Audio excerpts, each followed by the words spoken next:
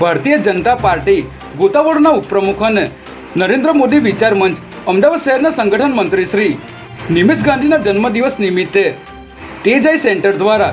Free medical checkup કેમ્પનું આયોજન science city Sola ખાતે કરવામાં આવ્યું હતું.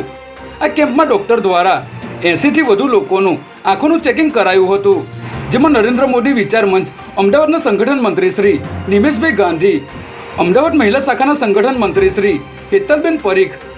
અમદાવાદ પશ્ચિમના મહામંત્રી શ્રી નૈમિષભાઈ શાસ્ત્રી વગેરે મહાનુભાવોએ હાજરી આપી હતી.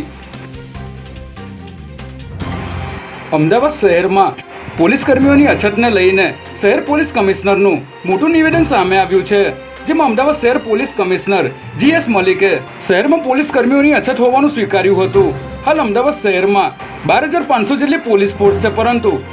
શહેરમાં હાલ વધી રહેલી વસ્તીને જોતા હજી પણ અમદાવાદ શહેરમાં 2500થી 3000 પોલીસ કર્મીની અછત હોવાનું પોલીસ કમિશનરે જણાવ્યું હતું. સાથે જ તેઓએ કહ્યું હતું કે અમદાવાદ શહેર પોલીસ માટે સ્ટ્રેસ મેનેજમેન્ટનું આયોજન કરવામાં આવશે.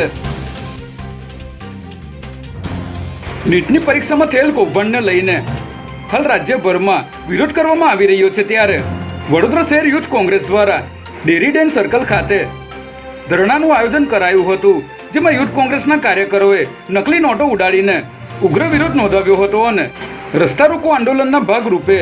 રોડ પર ચક્કાજામ કરતા ટ્રાફિક જામ થઈ ગયો હતો, જેને પગલે ચક્કાજામ કરી રહેલા યુથ કોંગ્રેસના કાર્યકરોની સયાજીગંજ પોલીસે ટીંગાટોળી કરીને અટકાયત કરી હતી.